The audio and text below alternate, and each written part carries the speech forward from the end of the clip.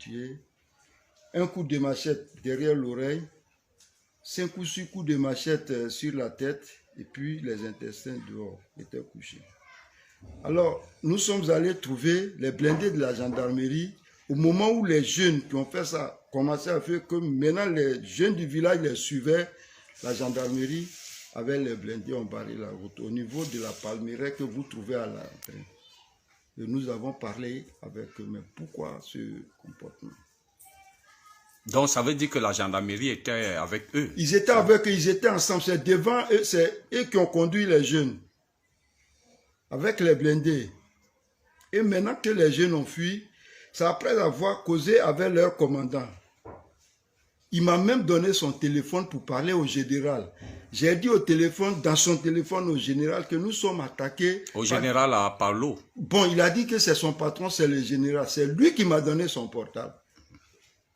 Les jeunes, à ce moment, étaient là. Ceux qui ont fait les dégâts ont fui. Et nous étions avec la gendarmerie impuissants. On ne savait pas ce qu'il faut faire. Et on a dit aux jeunes de replier. C'est en repliant que les jeunes m'ont dit que le jeune qu'ils ont blessé, là, il est en train de souffrir là-bas. Je cours, je m'en vais. Effectivement, il était agonisant. Il était agonisant, très agonisant. Il était mort même, j'allais dire. Parce que comme l'homme ne peut pas mourir tout d'un coup, j'ai dit, bon, mais je suis retourné et en arrière, puisque tous les jeunes ont l'air à dire, bon, mais rassemblez-vous au terrain, on va rentrer au village. On n'a pas pu avoir l'ennemi qui est venu jusqu'à 100 mètres du village nous agresser. Au niveau du cimetière, vous avez dépassé le village. Nous agresser, on va rentrer au village. S'il y a un jeune qui sait conduire les motocycles là, qu'il envoie son motocycle, on va envoyer celui qui est agonisant à l'hôpital. Je suis allé, j'ai encouragé les jeunes parce que moi-même je suis âgé, mais je ne pouvais pas toucher. C'était trop grave. Et on l'a envoyé, en l'envoyant à l'hôpital, tous les villageois étaient à l'entrée du village, il est décédé. Donc le corps a été gardé. Monsieur le préfet est venu la même nuit, nous lui avons relaté les faits, il est parti et ils ont envoyé un corbillard chercher le corps. La bonne dame, nous lui avons dit au téléphone que ton fils, ça n'a pas marché. Donc c'est comme ça qu'on a été agressé. Sinon, les villageois de Passe ne sont pas allés dans la ville de Dabou provoquer quelqu'un. Nous étions là. Ils sont venus jusqu'à 100 mètres dans le village. Ils ont fait ce qu'ils doivent faire et ils se sont retournés. Maintenant, venant, je l'ai dit et je l'ai redit, quand ils étaient venus pour la deuxième fois et qu'ils ont pu faire ces dégâts, ils étaient avec la gendarmerie. Tout le village peut témoigner parce que de la police, on les voyait. Nous-mêmes, on s'est dit que puisque les gens là, ils sont beaucoup, mais puisqu'il y a la gendarmerie avec eux, peut-être c'est pour protéger le village. C'est bon. À un certain moment, les jeunes ont crié. Ils sont au cimetière. Ils sont en train de brûler les maisons. On a vu la fumée chez M. Cess. Devant la gendarmerie que la fumée a pris, on peut accuser qui? C'est celles qui peuvent expliquer qui a tiré sur la maison de M. Cess pour mettre le feu. C'est la gendarmerie celle qui peut expliquer.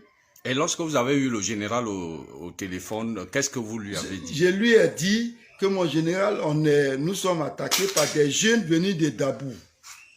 Bon, à vrai dire, je n'attendais pas ce qu'il disait. Donc j'ai dit, mon général, moi je ne vous entends pas. Mais ce que j'ai dit, c'est ce que je suis en train de dire. Moi je ne vous entends pas. Son commandant a pris son téléphone. Il a dit allô, le général était tout. Encore, il m'a remis pour dire, bon, comme les jeunes étaient excités déjà, parce que les ennemis, ils ont laissé les ennemis partir. Donc j'ai dit, tiens ton téléphone et puis bon, les jeunes rentrent au village. C'est comme ça. Sinon, je n'ai pas entendu ce qu'il lui disait. Il y avait trop de bruit. Il y avait trop de bruit après le départ des gens. Donc c'est comme ça qu'on est revenu avec un cadavre. Bon, je ne sais pas. Ses parents ne sont pas du village, c'est des instituteurs qui ont été affectés ici. Et puis, bon, on tue leurs enfants. Vraiment, c'est tout parce qu'on a tué. On fait avec la mort, c'est la mort. On n'a plus, on n'a pas le don de Dieu pour réveiller un mort. On fait avec.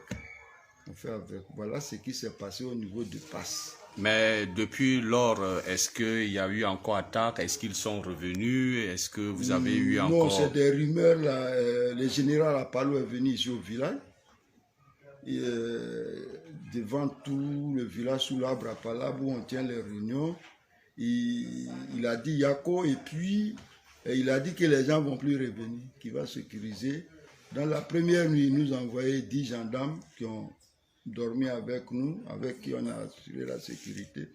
Deuxième nuit, il y a 8. Je pense qu'ils sont toujours à l'entrée là. Ils disent c'est pour notre sécurité. On espère que c'est la vérité. On espère que c'est la vérité et que ce n'est pas mensonge. Voilà ce que Passe a vécu. Mais en plus